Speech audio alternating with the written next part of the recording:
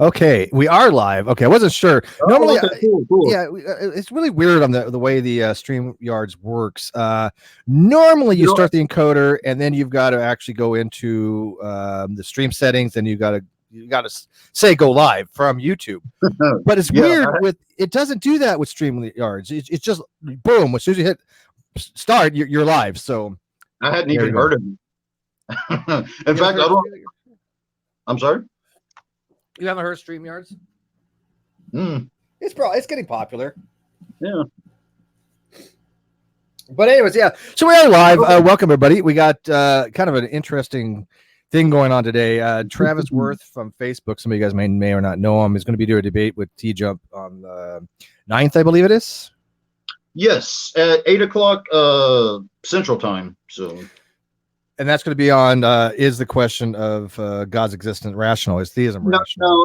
No, is faith in God reasonable? Faith in God reasonable. Okay, fair enough. To kind of clarify, I'd rather it be is belief in God reasonable, but that's something that I would think would be a better title. But yeah, well, this is what we're going to get into. We're going to talk about a little about TJump's epistemology, or in what I believe is lack thereof. But we're going to let kind of Travis kind of dive us into this topic about where he wants to go with it, and then get some feedback from various people on. Love you, Tom. yeah. Well, I mean, TJump's in the live audience. He's more than welcome to be. He can say whatever he wants. I'm not going to let get to me either way. I obviously disagree with him vehemently on so many different topics. I think his epistemology is crap. I've said that numerous times. It seems like a lot of people in the audience kind of think the same way. But what is it that you want to talk about with his epistemology and go from there? Okay, thanks. And I do mean this with all due respect to Tom and so forth, although I do highly disagree with him defending. I'm not going to get into that. Anyway, my issue is I looked at his arguments in quite a good bit of detail, and I've been a skeptic all my life until the last 2 years, and I wanted to look and see would I find his arguments convincing to maintain my skepticism, and the answer is emphatically no. The basic premise of the whole bulk of his argumentation is a hypothetical what if. For example, anything that we could posit to God, we could posit to scientific or naturalistic pantheism. And I just don't see that because, and another thing I really want to get into that Tom disagrees with me on is that science tells us how something works, the mechanistic functions, but does not speak why it works. And I think it's a categorical error to try and put the why into the how. I think a good example of where this goes horribly wrong is in intelligent design. Yeah, no, I think I'm on the same page as you on a lot of that. I don't understand the naturalism. I think the Francis Collins approach. Francis Collins is a brilliant individual. I mean, he's actually somebody who could take science and he can relate it to his own theistic beliefs, and which is perfectly fine. I don't have a problem with that. But the whole the naturalistic pantheon things and the things that you pointed out that you're talking about bare possibilities. The way I hear TJump arguing a lot of these things is, like you said, what ifs. They're hypothetical situations that are bare possibilities that are relevant to the conversation. Just because something has a possibility means it exists in some possible world. That's all it means to be possible in philosophy. So if I say X is possible, that means it cannot be a logical contradiction.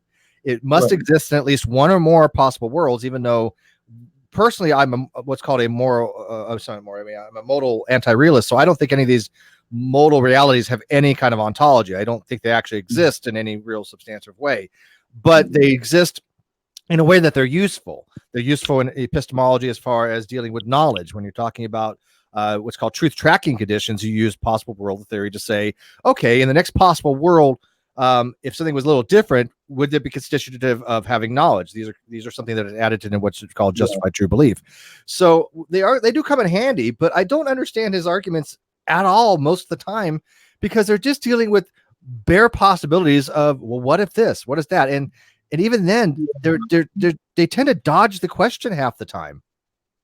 Yes, in fact, it's not really a way of arriving at the truth. It's sort of a way to just kind of throw. I don't want to use the term word salad, but I look at it like, science tells us how, but does not tell us why. And I think, and this is where him and I disagreed on, is that the causal agent of the laws of physics. Okay, let's say God exists. He would exist, in my view, by what we would consider modern secular science. That he would be behind the laws of physics. Yeah, but I think there's overlap on that Helen wire. They're not. I mean, if I say, why does this ball, when I release it from my hands, why does it drop to the ground? That's a question, right? And the why is gravity, right? How does it do it? Well, gravity works like this, and you can model it that way. I think they're interchangeable in some ways inside of a concept. Yeah, I'll give an example. Is why is there anything at all? Why do we have? That's an existential question, though, right? Science doesn't answer. That's an existential question, right? Right. Yeah, and that's what I'm saying. There's questions that science doesn't answer. Right. Absolutely, and that's one of them. Why for example, why is there something other than nothing? Is not really a scientific question per se. Why do we exist with consciousness? It's not really a scientific question per se. These are existential questions. Yeah, there's a correlation of electromagnetic force constant to gravitational force constant, protons to electrons, electron to proton mass, things like that. I mean, that are the way they are, that allow for us to be here, for human life, or for the mass density of the universe to produce the chemicals necessary for biological evolution to occur. We know how it happens, but we don't know why it is that it happens. Yeah, I could definitely agree with that. I mean, when we say things like, how is it that gravity actually is what it is? Well, we don't know why it is, right? That's an existential question. Why is the universe such that gravity even exists? Well, we have no way to know that. I don't think it's a scientific question, but that falls into philosophy. Yeah. Yeah, and one critique I would have is that also with theology that to say that anything you can posit to a God, you can posit to naturalistic law would not quite apply if the causal agent is transcendent. He's not going to be bound within the physics of that particular law. I mean, it would be, and that's why I get into why versus how. It depends on the causal agent. I mean, we could posit a God that in the essence of God. What I'm saying is there's things that you can say about a God that you cannot say about a naturalistic law. Well, yeah, because God can suspend naturalistic laws if he exists, right? That's his option. The question goes to very, very similar to what's called, and I'm sure the euthyphro dilemma, whether something is good is because God calls it good, or is it good because is it good because God says it's good, or is it that God says it's good, therefore it's good? So it's along the lines of something like that. When we have these prescriptive rules that God would do to create everything, right? He said these are the way things are. Well, we would have to probably acknowledge that he could probably suspend those if he wanted to. Yes, right? If God exists, then he would be independent of, not outside of or within, but independent or transcendent of the laws themselves. Sure. And Tom would disagree with me on that. Why would he do that? Because in his logic, anything that the physical law can, or anything that a God can do, the physical law can do. There is no distinction. That makes no sense. The physical law doesn't have any kind of autonomy, doesn't have the ability to do anything prescriptively. Well, according to him, anything that we can posit to a God could perhaps be posited to maybe an unknown law of physics. And, immediately there's a problem right there, because I've even talked to Hugh Ross about this, that if there was an unknown law of physics that explained everything, it would have been inevitable by now that we would have discovered in the origin of life. Not necessarily. I mean, look, I definitely have utmost respect for Hugh, right? He's nice guy, one of the most honest, generous people you ever want to meet.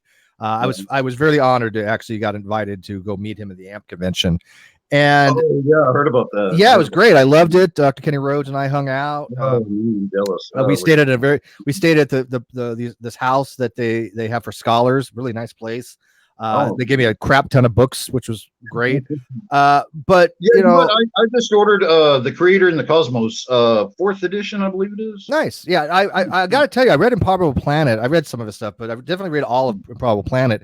Very, very good book. His science seems to be on point on it. I mean, obviously the conclusions are up in the air, but I don't think he makes a bad argument, right? Is it convincing per se? Yeah, but it's not a bad argument. This is the difference between, what's that?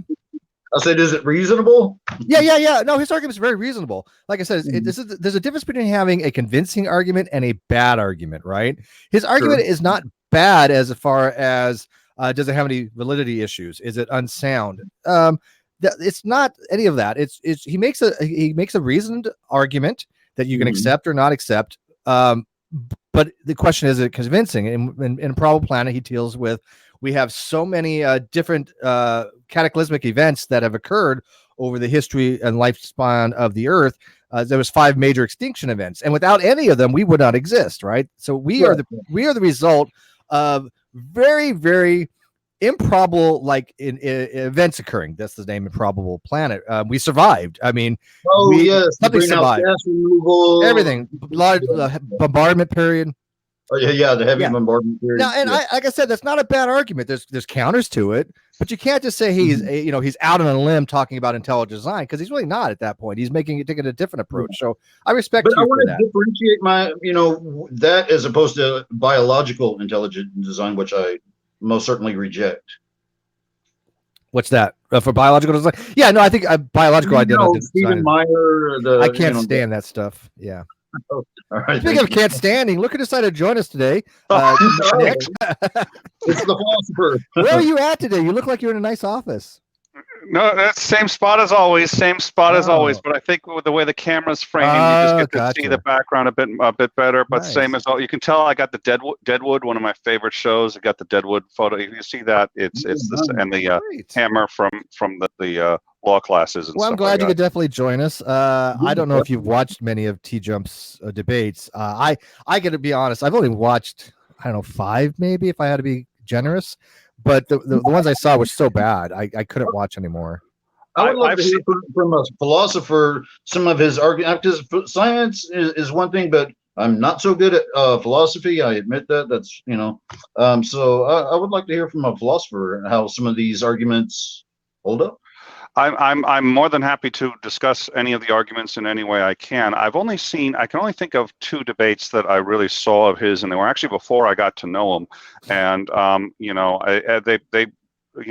seemed fine to me. And I can't even think of. I think I may have seen a debate that he did with I want to say Apologist Supreme. And then one other one, and which, by the way, Apologist Supreme, as you know, is probably the worst debater of all time. Well, Apologist. One thing about I think when you try to measure the metrics of a debate and who won a debate and how it was done, part of it is I think who best gets their position across. Part of it is who has the best. There are many ways to do it. I think if you're able to manage Apologist Supreme, I think that's a win in and of itself. And I don't think that's easy to do. No, I think there are plenty of people who have obliterated him, utterly obliterated him. I don't think that's hard, but who have not, to an untrained eye and someone who doesn't know the arguments, they can sit there and say, "Well, wow, he cited all these facts," and he said, "Yeah, but no." I've got against him numerous times, and you're exactly right on that. If you know the arguments and you know what he's saying, you could definitely circumvent them quite easily. And so the one that I saw, Tom was able to manage Apologist Supreme, which I think is very difficult to do, and to be able to still manage the optics and still and maintain control of the debate, which I think is difficult to do with him. What was the other one? Vosh debated him and utterly destroyed him. It was one of the most, I've seen him get obliterated before. Vosh obliterated him, but I think to an untrained eye, it may not come across that way. And so there is the how is it viewed and what really happened. And I think Tom was able to, that I saw, manage it, and that takes some skill. So I haven't seen many of his debates beyond that. He's a friend, and I like him, and we get along. I think we also get along in part because we both enjoy debating, so we appreciate each other on that level. Well, let's talk about his epistemology then. Let's kind of dive into it then. Okay, so what would you think about this? Anything that we can posit to a God, we could posit to a possible unknown natural law of physics that we just simply haven't discovered yet, can't detect yet, so forth. I would argue that that is true, but I think that there's a problem with that, which is I think that argument can easily be reversed. You could also just as easily say anything that we could posit to an unknown law of physics, we could posit to a God. So I think that argument has the law itself could explain a need for a transcendent reality. God, God. Well, it's commutative. If you apply it one way, you can apply it the other way just as easily, right? And it depends on how it's being deployed. Look, if it's being deployed as an argument against God, I think it fails. If it's being employed as part of a larger argument where you're saying we don't need God to explain anything, it might work depending on the context and how it's being done. But I do have some difficulties with the argument just as you presented it here and as it stands this way. Yes, but the question is whether we need a God or not. And I don't want to sound like devil's advocate, but it's probably going to sound like it. The question whether we need God or not is kind of irrelevant. If a theist posits a deity as a causal agent or posits a deity for an explanation, it doesn't really take into account whether it's necessary or not. These are beliefs. These are people that have said, I don't know the reasons for this. What are some plausible explanations? I think we all agree when it comes to philosophical questions, there's a lot of unknowns, a lot. And so when you're talking about the rationality of belief in God, and again, how do you want to phrase it, Travis? The way I would put it is I adhere 100% to what we would consider secular science. No, but how do you want to? But the debate you guys are having, again, I would be very simple on it, but you had a very specific title, right? Is belief in God reasonable? Okay, belief in God reasonable. Or is faith in God reasonable? But yeah, and by the way, Nick is an anti-theist here, so he might take it from an anti-theist perspective, but he's also a philosopher, and he's very fair on this. About if we're going to be talking about TJump's epistemology, then, and I think the question should be, does his epistemology allow for rational a belief in a deity for any kind of causal or scientific explanation, or just as a belief in general? The onus would be on him I think, to show why it's in a rational belief, and the onus would be on you to show us a rational belief. I think you have the easier argument, to be honest with you. Myself? I really do. Yeah, absolutely so. Yeah, because not because. Oh, go ahead. No, I was going to say, not because I believe in God, and I know Nick does either. But if we're talking about strictly the rational aspect of it, then what does it mean to be rational? What it means to be rational is that you have a viable justification that warrants a position. That's what it means. It doesn't mean the position has to be true.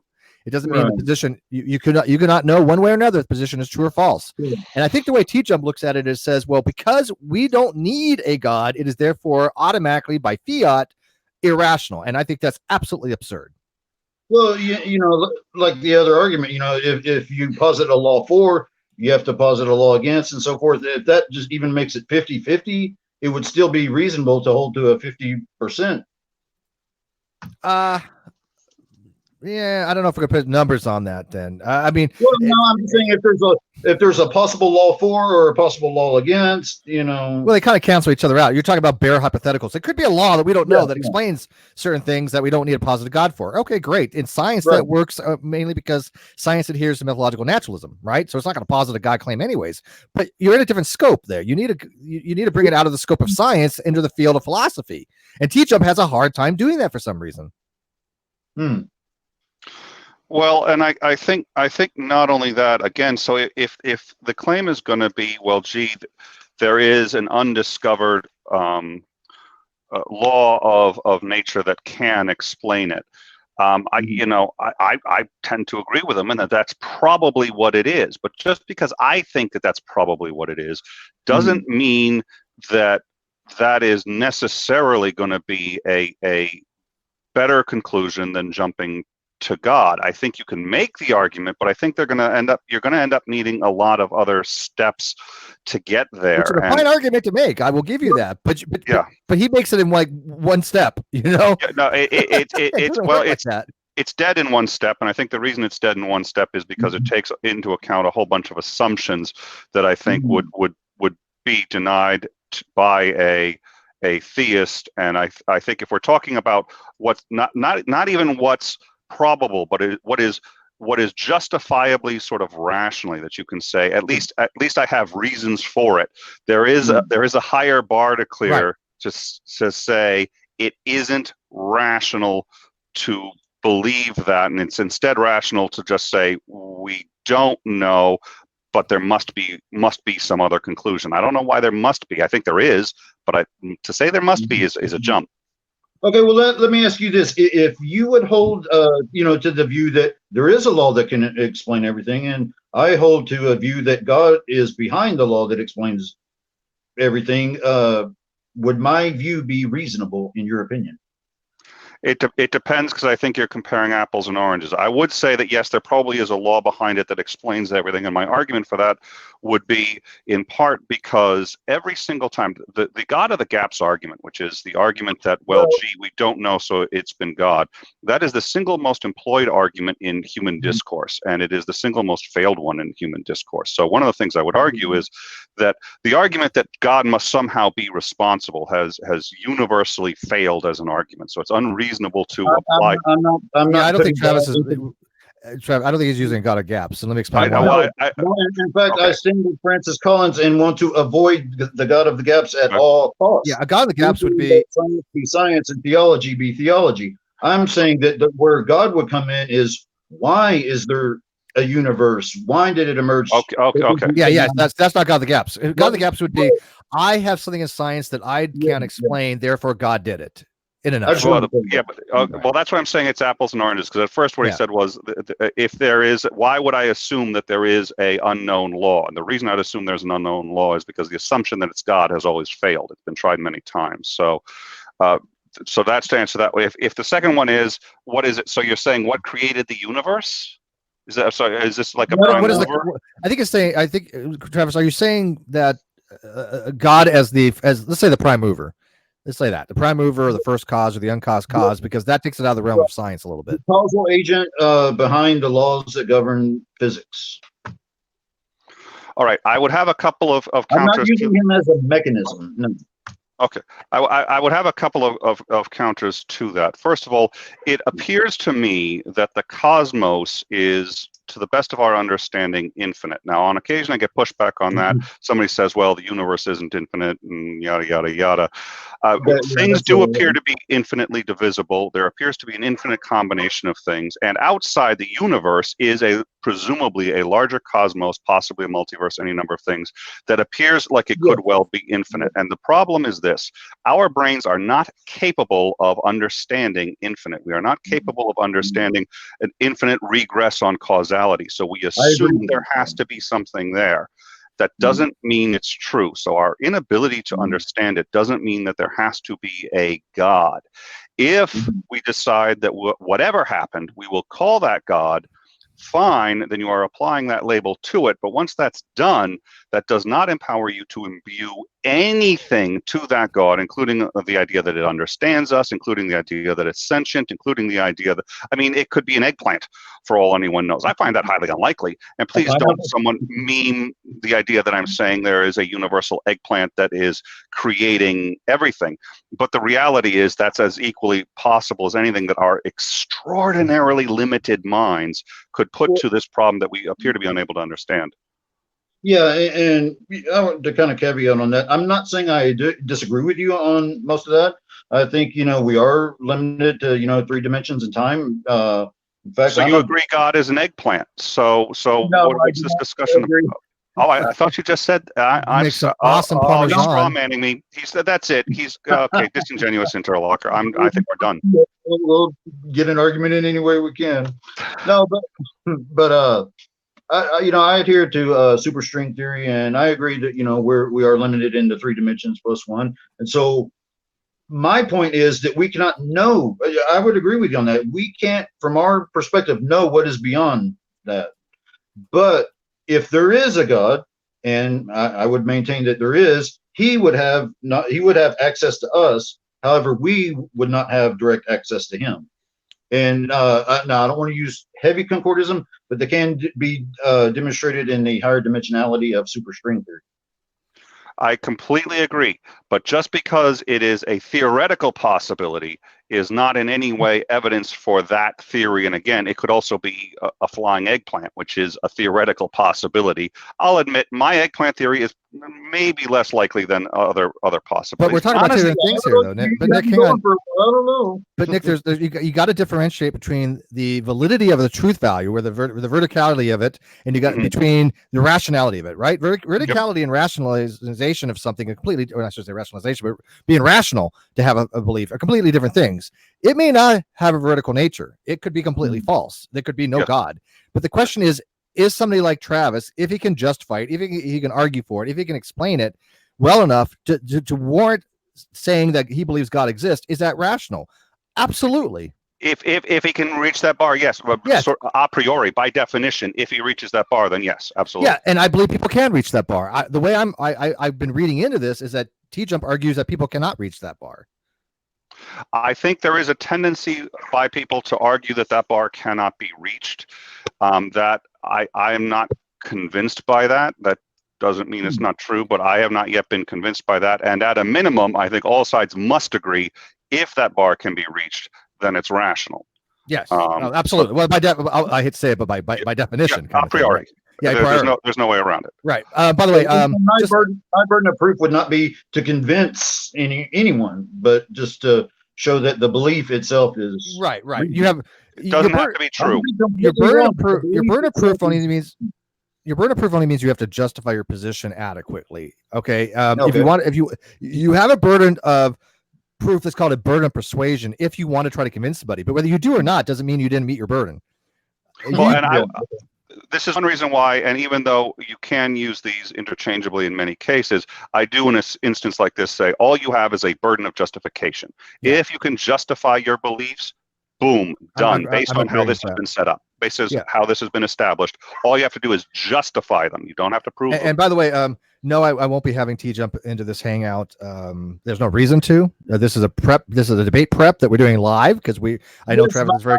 Steve has been helping me philosophy get into debate a little bit. And yeah, this is debate prep for him that we decided to go live on because I know he's very confident in this, and I was hoping to get other people's opinions. This is not a discussion between him and TJump. They'll be happening on the 9th. So there's no reason to bring TJump in. If he thinks that I have misconstrued him or strawman him, that's fine. He's more than welcome to explain that during the debate if that comes up or afterwards or anywhere else, whatever. But I tell you this, every time I've ever said anything to TJump, it's always returned to, oh, you're strawmanning me or you don't understand. Well, the problem is that nobody seems to understand. And that's always been the retort that I get from him. I never get a direct answer. Ever. Now, I don't know if other people have had similar experiences, but I've literally spent hours watching his debate videos.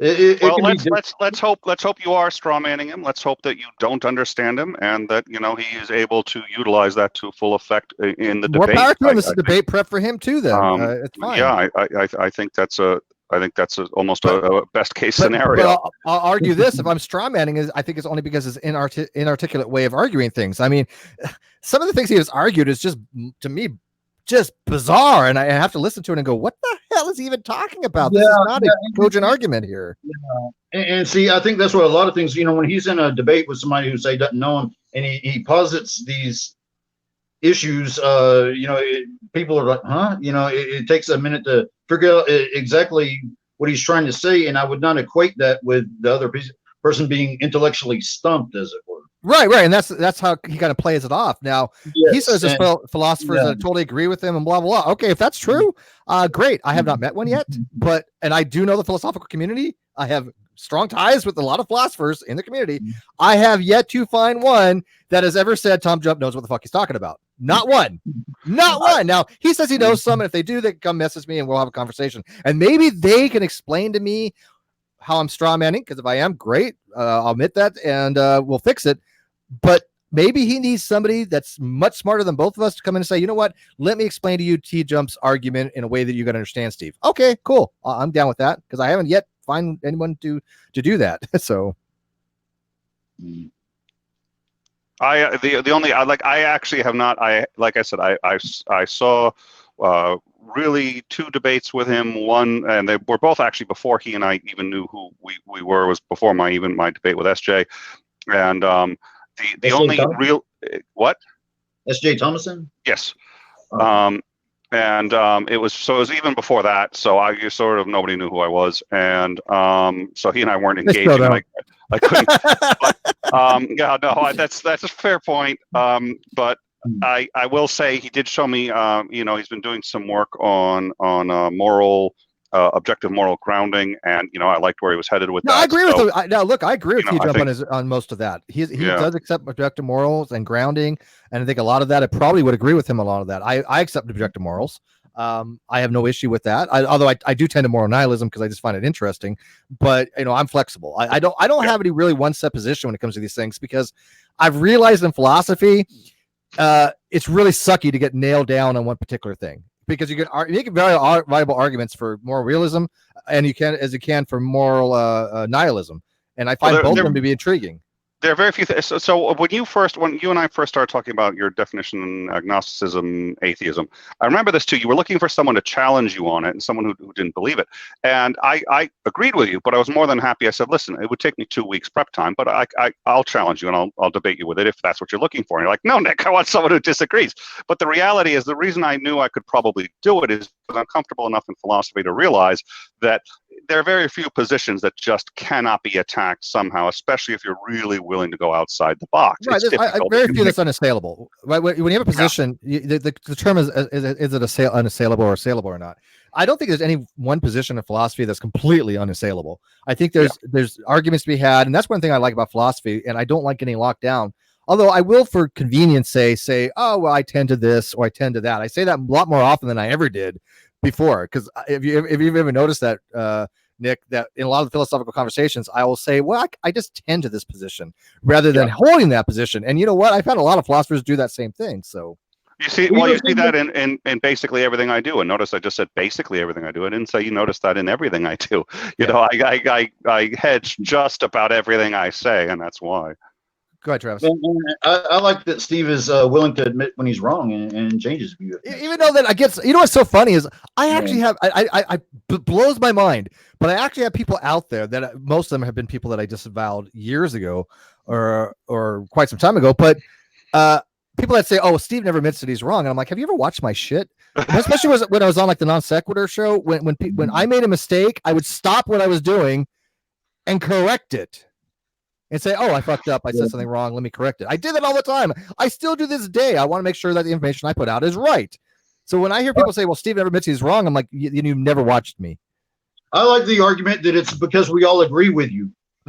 Well, smart people usually do, but that's beside note. No, I'm kidding. I think the problem is that people who sit down and really think about these things and think about them for an extended duration, it's very hard to hit them in a way they haven't thought of. So it's not that they won't admit that they're wrong. It's that you're not necessarily approaching the argument in a way they haven't thought of and don't already have an answer for, and you weren't prepared for the level of defenses that they have up, and then that gets misconstrued. Because I had the same thing. One of my best friends ever, my wife, when she and I started dating, one of my best friends ever, took her into the girls' room and she said, just FYI, Nick refuses to admit when he's wrong. He'll never admit when he's wrong. And my wife now is sitting there going, no, you admit it all the time. The problem is it's very hard to find a position you haven't considered so well that you don't have multiple layers of defenses to it, and getting through them is a challenge. And they want you to admit to things that you don't think you're wrong on, right? It's like, well, I hate that, because like you said, when I came onto the scene, there's a lot of other people arguing some of the things that that something I argue now had been argued before. I think I did it a little bit differently. I brought something new to the table, but I structured my own arguments and I made some a little more novel approaches, because everything's kind of derivative, right? Let's be realistic. But as you said, a lot of people had not been exposed to that kind of argument. And over the last couple of years, there's been a change. I've seen it in the communities. I know that I've had influence. I know that other people arguing these things have influence because they're factually based. People can go validate what we say. But when people say, hey, Steve, you won't admit you're wrong on this, it's like, well, because I have the evidence that I'm not. I have the backing that I'm not. I have the actual pages of citations that I've read that show that I'm not. And what do they have? Nothing. So I hate when people say, well, Steve won't admit when he's wrong. I will when I'm wrong. It's as simple as that. You can back up your claims. Yeah. Yes. When I can back shit up, why would I admit that I'm wrong on something I'm not wrong on? And let me add one other point to that, because the other thing is people also they're not used to the level of precision that people who discuss these things usually have in their language. So Steve will sit there and say something, and he will grant just right out of the gate that in the context of philosophy, this is how it's used. And people will say, well, Steve, this isn't how everybody uses it. I didn't say it was. Well, of course you did. No, go back and look. And usually it's just one word. He put in one word into the 6 paragraphs, and that one word, if you know how to read it in a philosophical sense, exculpates him from saying ever that he was trying to make anyone believe this but then they're like, well, gee, that's one word. Yeah, but if you know how to read it in a formal sense, you'll realize that wasn't an accident that word came in, and it applies to this whole discussion, and you're taking it out of, and people are like, no, it's not that subtle. Isn't that what people do when people read a lot of the philosophical literature and they think they're reading it in context, and I know damn well they're not. I see people misquote SEP all the time, IEP and other sources. They're like, oh, it says right here. I'm like, yeah, but let me try to explain to you how it's supposed to be read in context to the rest of the paper, kind of thing. Now, granted, I'm no expert, but I've read a lot of papers on these things, and I have talked to experts. I at least got some fundamental understanding, I think, of these things. And if I'm wrong on it, then they could go ask somebody else who is an expert and see what their opinion is on it. Most of them don't bother, but the ones that do come back and go, okay, well, this person agrees with you, but that doesn't mean it's true. Okay, whatever, but at least you have confirmation. Well, it's the same thing. You can't read law without an understanding of what these words mean. They mean different things in the context of law. Same thing with science. It means different things and you look at it and you say, oh, I understand what this means. Not if you haven't really had the basic understanding of it. It's the same thing in philosophy. The words mean different things in the context that they're being used, and it's critical. Yep. That's one thing that's really tricky about philosophy, that I'm very thankful to have Steve at least helping me out somewhat, and I appreciate it. Well, just remember, like I said, for this particular discussion, I would study up on theories of justification. That's going to be your primary thing. What it means to be rational, what it means to have a rational position, what it means to have a rational belief or justified belief. That's all you have to demonstrate in this particular discussion, it sounds like. And there's no possible way that TJump has an advantage here. None. Oh, no, and that's fine. I adhere to, secular science, biological evolution, and I've grown up skeptic, and I find the belief in God quite rational. And you're not an irrational person. I mean, you're not a fringe individual. I mean, that would have been if you would have came in and said, "Look, I believe in God." But yeah, exactly. Yeah, if you're a younger creationist or you're worse, and you say, "Look, I believe in God, and I also know the Earth is flat."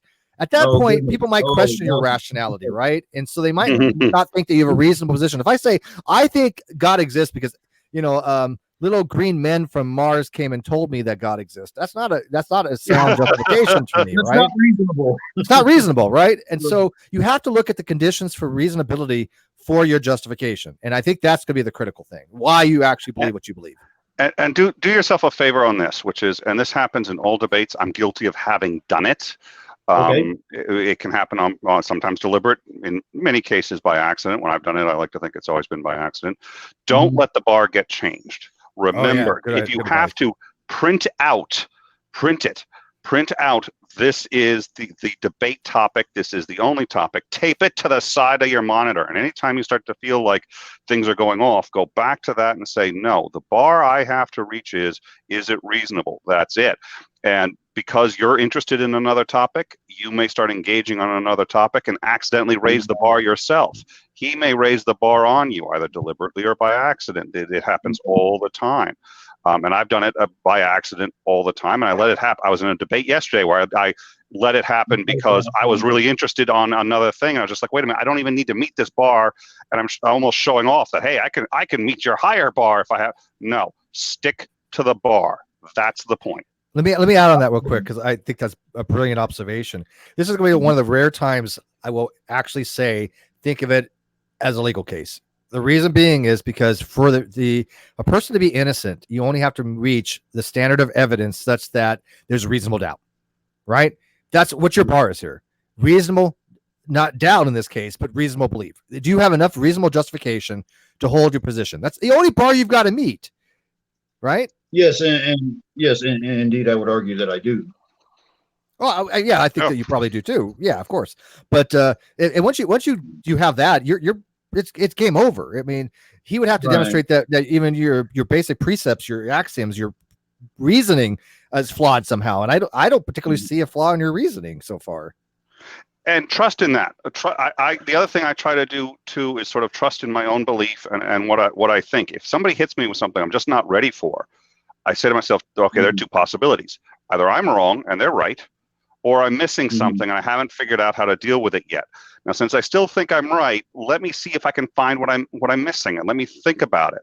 And so that gets in part with too, don't let it get off track. And if you start to feel like somehow things are going the way you don't think they should, remind yourself, wait a minute, I do believe this is rational. Why? And I tell this also, and we're going to get back to, but this is just a common one that everybody knows, getting back to the burden of justification for atheists. I mean, so many atheists where Steve says, okay, you do have a burden of justification or a burden of proof for your beliefs. And they sit there and say, no, I don't. And the first thing I say is, why do you find that so scary? If you really believe in your atheism, then somewhere in your head, you've already met that burden. If you haven't, you need to go back and figure that out. And that's a big thing. They've already met that burden one way or another, right? Yes. But all they got to just figure out how to articulate it. Yes, and that's what I'm saying. That's what you appear to be afraid of, is actually articulating it, which is, by the way, good on so many levels. You should be able to articulate it. You should be able to have someone. And when somebody says, hey, why don't you tell me why you believe this? You should be able to say, sure, no problem. But instead, they're like, no, I refuse, and I shouldn't have to. But that's what they've been indoctrinated, dude. They've been indoctrinated with that. Well, the thing will be, I'm not saying God doesn't exist. I just like to believe that he does. I find the theist argument, which is fine, but that still has a burden. Why you lack a belief, right? And that's a big thing, that the narratives that the atheist communities were putting out were so against that concept, right? And even though I had a logical proof of it that I submitted, that I was based upon Dr. Malik's work that he reviewed, that he liked, that even thanked me for reviewing his video. He really thought it was good. It's predicated a lot about what he said and what Dr. Malpass has done. I still haven't had anybody assail it yet. I know that Stephen Hoyt reviewed it, and he had some minor quibbles, but they were very, very pedantic, and he knows this. But he said overall, it's a very, very good argument. But the narrative has been out there for so long. Oh, if you merely don't believe in something, you have no burden of proof. That to me is bizarre.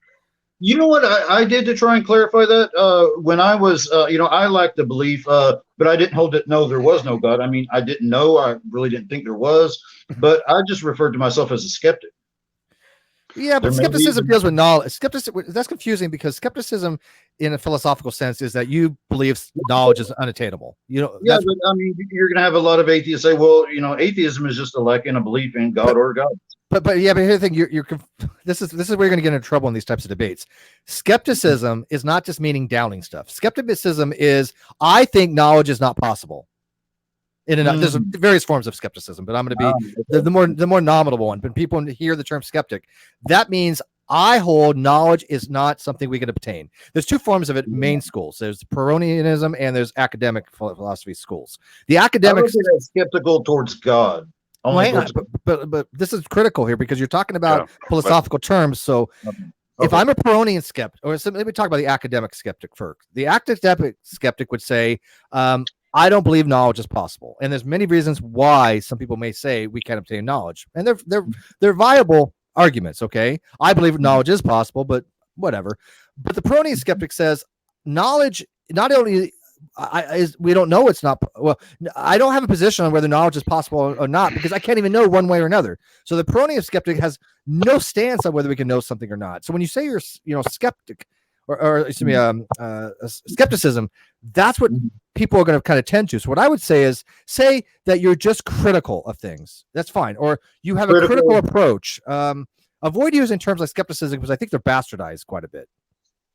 So would you say that someone who lacks a belief is actually an agnostic, or would you still label them an atheist? Okay, and I want Nick to chime in on this. Deductively, using deductive logic, right? Deductive reasoning must be that the conclusion must follow from the premises are true, right?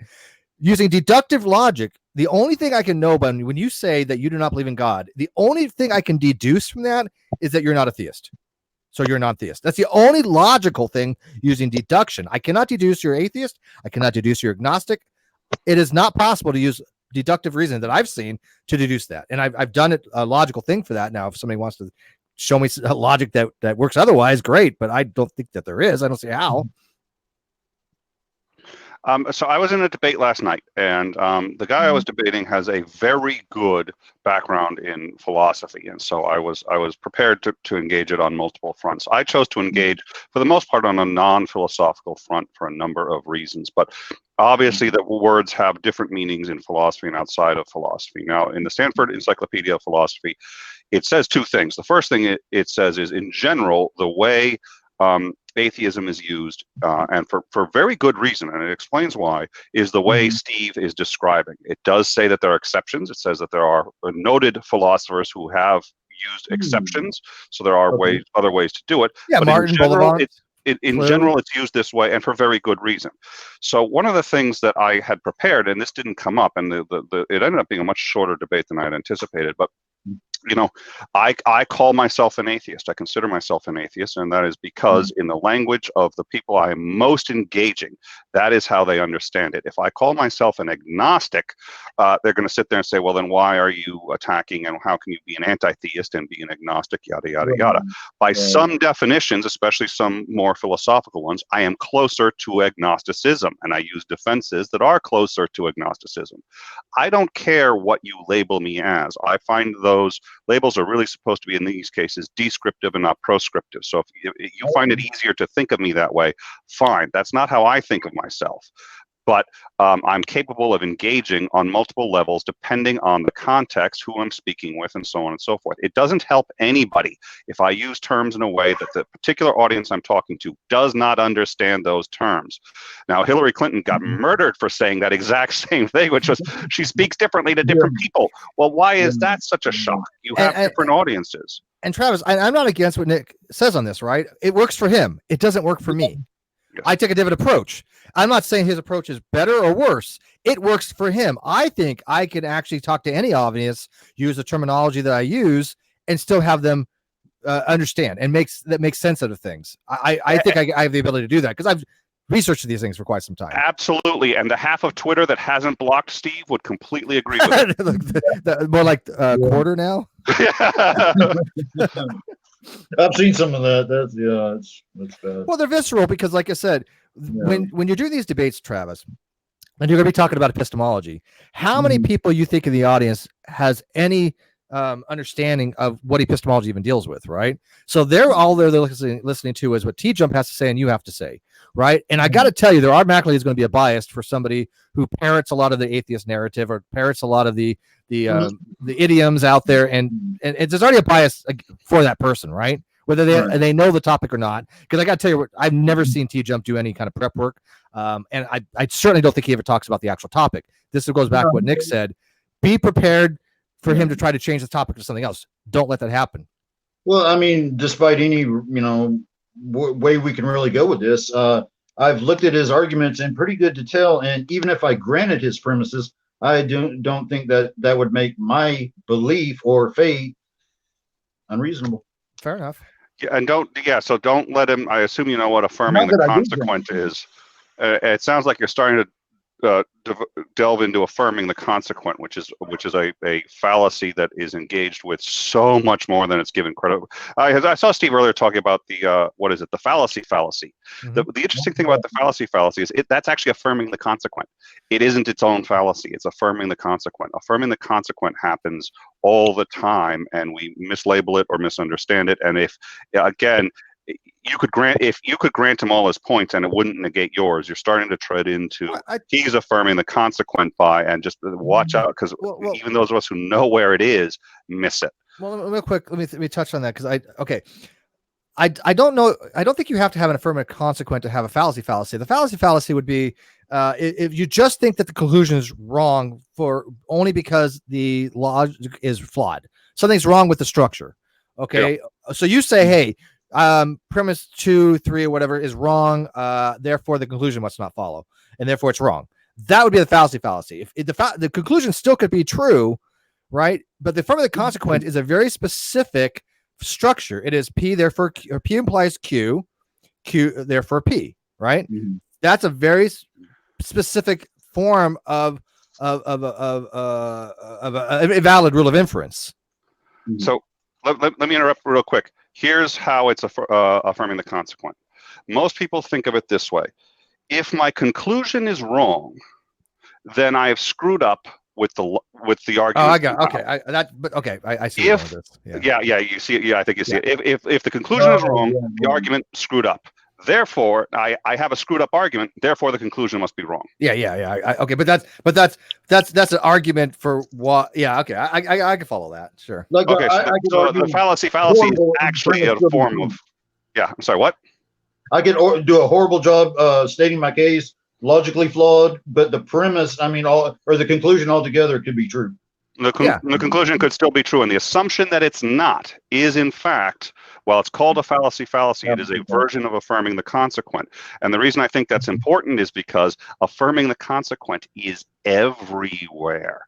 And it is, other than, I think the single most common bias I've ever seen is confirmation bias. The second most common fallacy I've seen is affirming the consequent. And it's everywhere. It's insane. I see it 20 times a day. I think a lot of that's due to the fact that a lot of these channels just want to throw out such indoctrinated narratives. And therefore, if somebody arrives at a conclusion through improper means, that person's going to be like, oh, well, that conclusion has to be wrong, even if they find one thing an error in your reasoning. But a lot of times the conclusion could be very well correct. It's just, got there incorrectly. That's a whole different ballgame. And then you point out, well, let me explain to you how to actually get there correctly or something. Well, and the way I do that, the easiest way to do that. Okay, Boston is in Yugoslavia. Yugoslavia is in the United States. Therefore, Boston is in the United States. That's actually a perfectly logical structure. It does have issues. The premises are false, but the conclusion is still true. Right. Yeah. Perfect. Yeah, totally agree on that. And that shows the fallacy. That highlights the fallacy. Yeah, because if you said Boston's not in the United States, obviously you committed the fallacy. You say, well, it's not in the United States because your argument's wrong. Well, no, it's still a true conclusion. It's just you got a bad argument to get there. That's what you got to watch out for. So, what else? What do you got to ask us as far as what you plan to argue on this, Travis, or what you think about some of the specificities of TJump's? Yeah, my strong suit is in more of the sciences. That's why I'm, wanting to learn, all the philosophy I can. But as far as what are you mean? What arguments I find convincing? No. I mean, where do you think that you're going to go with this? Because again, disassociate the science from the philosophy here. There's a philosophy science, but you're having a philosophical discussion. When you talk about epistemology, you're not talking about science. Don't let somebody manipulate that conversation into the scientific arena. Stay in a single domain of discourse.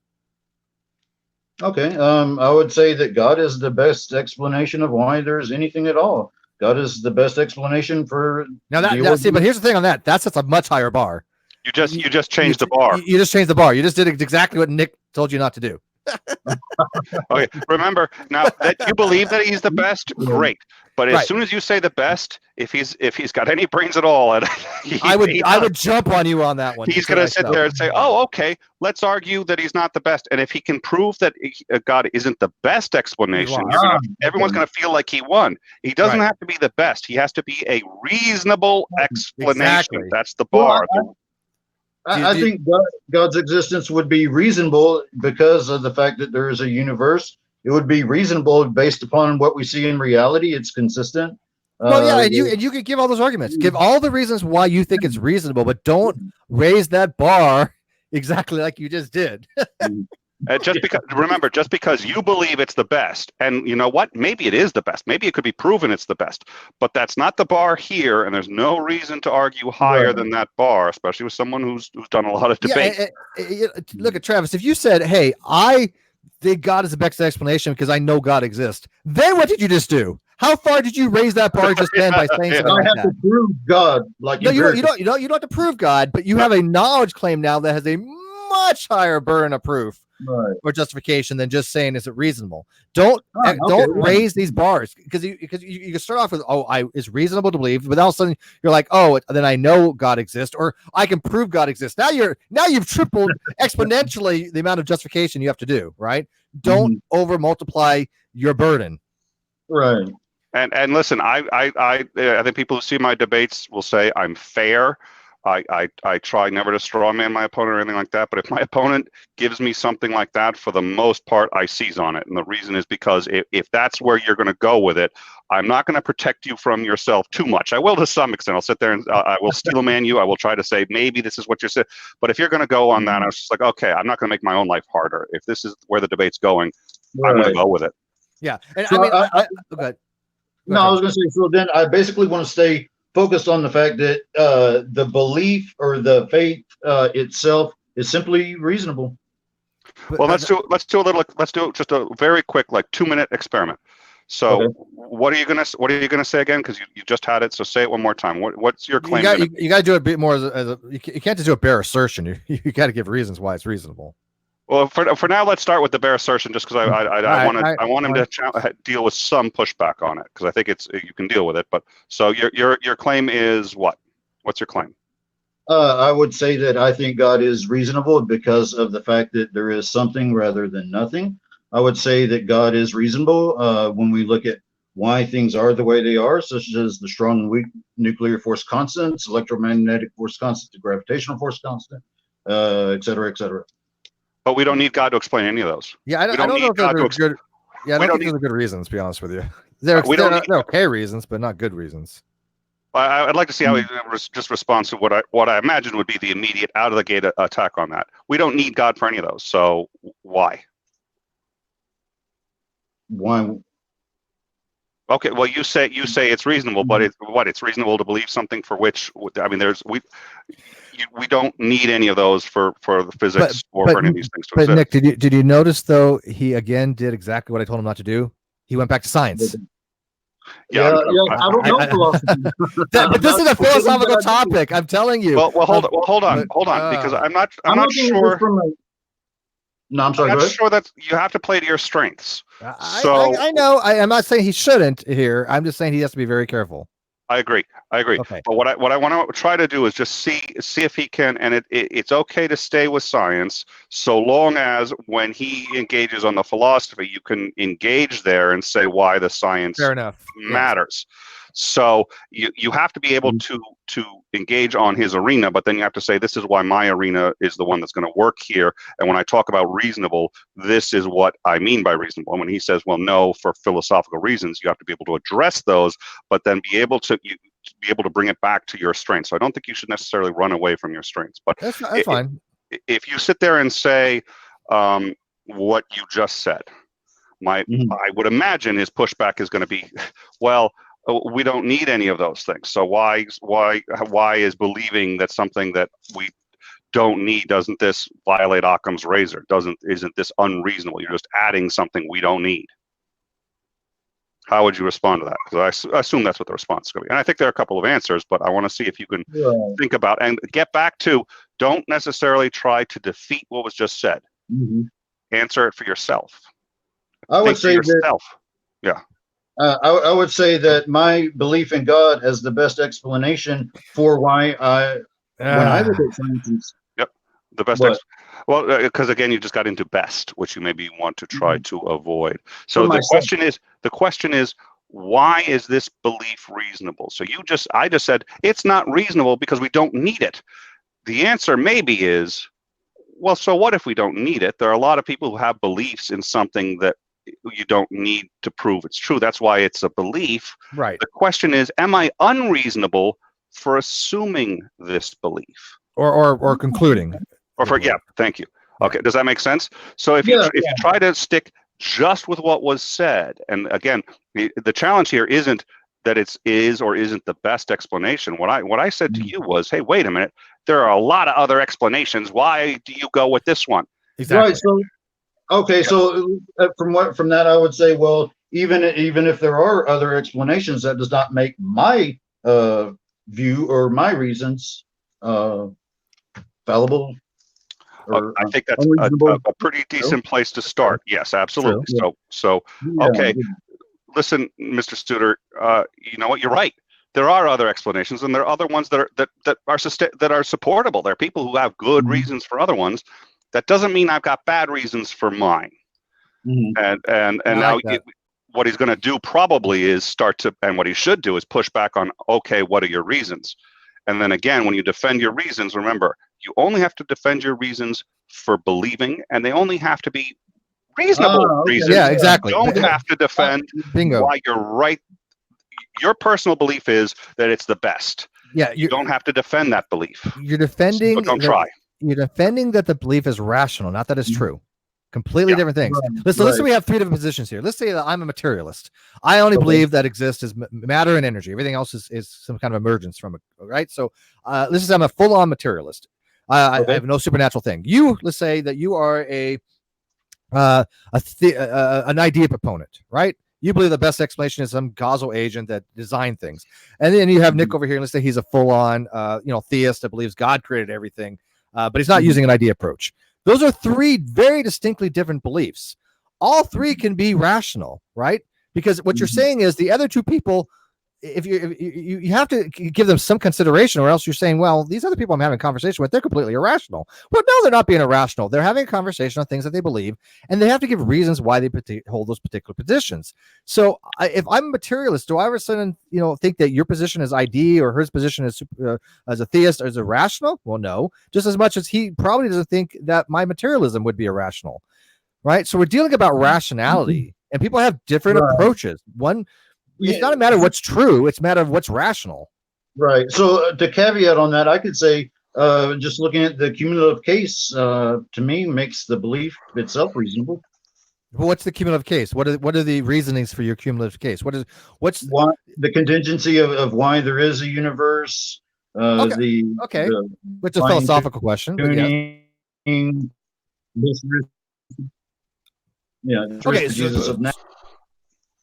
Okay, but you're universal application. So you're going to existential questions now. Why does the universe exist? Why is there anything, right? That is something that is a very difficult question for science to probably even dive into, right? Because existential questions deal with a lot of meta things that science is not set up to do. What? You're breaking up. I can't. Is he breaking up for you? Yes, he is. Yeah, I'm making with. You what? What, Travis? Can you hear me? No, you're well, but you're still breaking up. You want to log back in? You might want to log back in. This is my favorite kind of debate where the other side can't actually engage. I'm going to sit here and strawman the living daylights out of him until he gets back. So these are the only debates I can really win. I think these things are fascinating discussions as far as trying to explain to people why I really get upset sometimes when people try to argue certain things are not rational when they really are kind of arguing that that's not the case, right? They're arguing verticality, and it's a completely different topic. If somebody wants to argue, look, gods do not exist, they're more than welcome to argue that. But I think that's a completely different topic than saying, I don't think it's rational for anybody to believe in God. Now, for example, Nick, you say you're having a child who lives with parents that are very, very devout, very, very religious. That child has grown up in that particular belief. They rely on their parents, right? People rely on their parents for their beliefs. We know this to be the case. And you look at that child and you say that is that child rational for having that particular position? The obvious answer is yes, of course they are, because that is what they've learned from their parents who they trust. You can argue that their belief is false, but that's a different question from saying, is that child a rational child? Because when I was a theist, I had rational reasons for it. I was not irrational for my beliefs. I look back and go, why did I believe that? They were very rational beliefs that I had, but I moved on since then. Doesn't mean that I was irrational before. It just means I've learned more about certain things. I've taken a different approach. And there are children under those sets of circumstances who self-deconvert on their own, who sit there and say, I'm going to question my parents. But that's not a very common thing. And just because some people are capable of doing it doesn't mean that the average person who doesn't do it is irrational. There can be exceptions, and there can be people who have gotten closer to whatever. If we have a declared truth and people may be closer to it, it doesn't mean that the people who aren't are irrational. It depends on how they got there. Well, let me ask you this. Like somebody said, believing in imaginary friends is irrational, or like believing in Santa is irrational. I disagree. If you're a 6-year-old, to a 6-year-old is very rational. Yes. You can't look, you can't look at it from an absolutely. outside perspective. You have to do an internal critique, not an external. Well, in context, it has to be in context. Rationality is always in context. If I decide tomorrow that I believe in Santa Claus, that's irrational. Certainly an irrational belief. Right. It's very hard to see how anyone you know better because you've had more experience, and that's a position that you, as an adult, probably should not take. Right? I don't think you could ever rationalize belief in Santa at your position. Right? I get together with a whole bunch of my friends, and we go and we rig Steve's house. And Steve wakes up one morning and he hears, Steve, this is God. And Steve's like, oh my God, I'm agnostic. I don't believe in God. And then Steve says, well, prove you're God. And it's the voice says all these things, and he looks out the window and he sees a car floating across the sky and all these things that we've engineered. Steve was going to have a rational belief in God. He's wrong, at least in terms of based on the reality of what happened. He's dead wrong, but he would be irrational to deny God at that point based on the fact that we have engineered this for him. Oh, I really wish Travis was in here, because this gets into actual epistemology that I went on to talk to him about. Perfect. Yeah. So I mean, it's, Steve would at that point have a rational belief in God, despite the fact that all the evidence is fake. Yeah, is he going to come back? Because I really wish he was here for this, because I wouldn't mind touching a lot on this. He may be watching it. We could assume he's watching it. And you can also always go back and watch it from the point at which he dumped. So if you want to just have this discussion now. All right. So you're familiar with are you familiar with Fake Barn Town? Does that ring a bell? Sounds familiar, but I'm. Okay, so there's a different things dealing with what's called in virtue epistemology, dealing with what's called personal responsibilitism and personal it's responsibilitism versus reliabilism. And so in epistemology, when you're talking about reliability, it's your senses as opposed to things that are not instinctual or not sensory, right? Something we're not born with, right?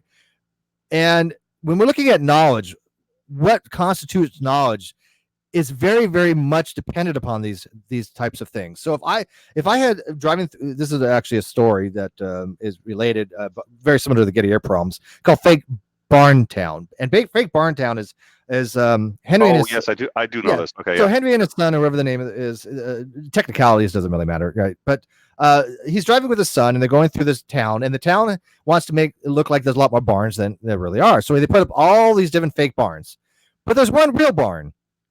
And when they're driving through this town, he turns over to his son and he points to a barn and says, "Hey, look, there's a barn." And he actually is pointing to a barn that is the only real barn in that town. Now, the argument goes, did he really? Well, he said, "There's a barn. I know that's a barn, real barn." Did he actually know that? Did he have knowledge that there was a real barn, or was it just what's called epistemic luck? There's different ways people view this, whether he had knowledge or not. Was he justified to say, "I know that's a real barn," even though it was only a mere factor of luck that of all the other barns, he got that one right? Yeah. Yep. So when we're talking about knowledge claims, it's very important to look at things contextually. And so I kind of lost it from what you're saying. I think I lost the plot. So I had brought up the we convince you that there's a God. Yeah. So you convinced me there's a God, fake. Right? Yeah. So I can say, look, I know that God exists in this case, even though I've been lied to, right? I've been manipulated. Yep. I don't ever say, if I find out the truth, I don't ever say, "Hey, look, my knowledge was wrong." What I say was I never had knowledge to begin with, because I didn't have knowledge. I thought I did. I was incorrect in it, but I was rational enough to believe that there was a God. That means my belief was wrong. So I do say I had a false belief. I didn't have false knowledge, but I had a false belief. This is called the principle of attribution and retraction. But I don't. The problem is even if I have a false belief, it doesn't mean I was irrational to have the conclusion that I had. And that's what Travis has to argue, that he's rational to have it. Whether he's right or wrong makes no difference. And that's the key. And the reality is epistemology's been around for a very, very long time. And the only conclusion I've ever seen an epistemologist be able to reach reasonably conclusively is there's no real way to know what's true and what's not. So we've been at this for thousands and thousands of years, and that's about the only conclusion we can reach. But that doesn't mean that there aren't beliefs that are rational, and that doesn't mean that there isn't a process that is considered rational. And rational is as much about the process as anything else. So if you can demonstrate that you have followed that process and engaged honestly in that process, then the conclusion can be said to be rational. It doesn't speak to whether it's true or not, just to whether or not it's rational. And that gets back to another way to look at it. Really is the formal logic of it. So again, and this is to use another get back to, okay, Boston is in Yugoslavia. Yugoslavia is on the moon. Therefore, Boston is on the moon. If I were to reach the conclusion that the Boston is on the moon is a logically it's a deductively valid conclusion. So it's one that is reached rationally if you assume that the premises are true. The premises there are obviously insane, but nonetheless, it is a rational argument. And so now that doesn't mean just because you have a rational argument doesn't mean that the person is rational, because if they're believing premises that are, I mean, if you believe that Boston's on the moon or Yugoslavia's on the moon, you're not rational. So to be rational requires a bit more than just the logic. But that's an example of you're 50% of the way there if you've got the sound logic.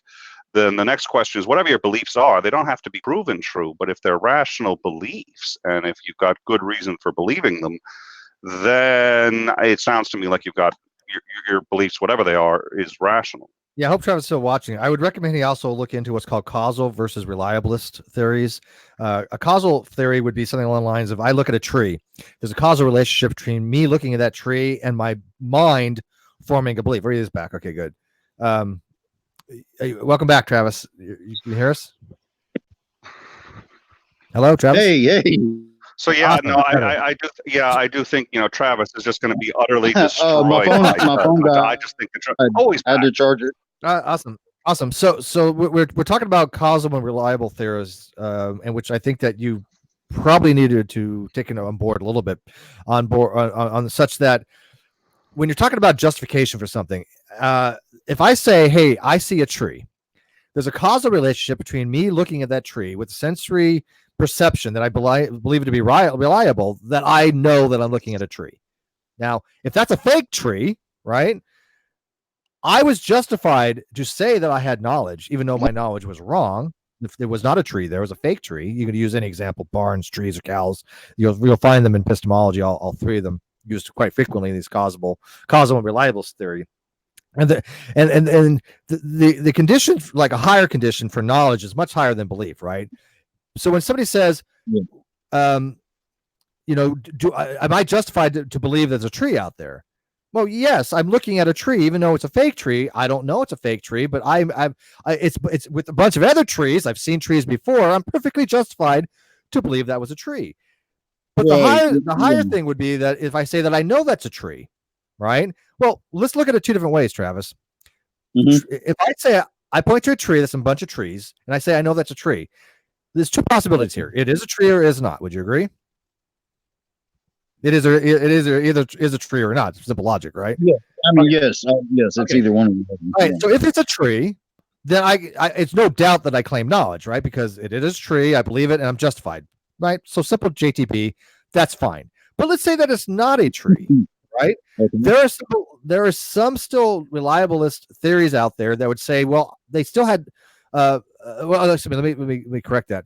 Let's say that it is a tree. How I'm trying to word this, I'm trying to do an epistemic luck situation. How about this? I look at a tree, and all of a sudden, I look away. I look back, and I look at the same tree, although it's not the same tree.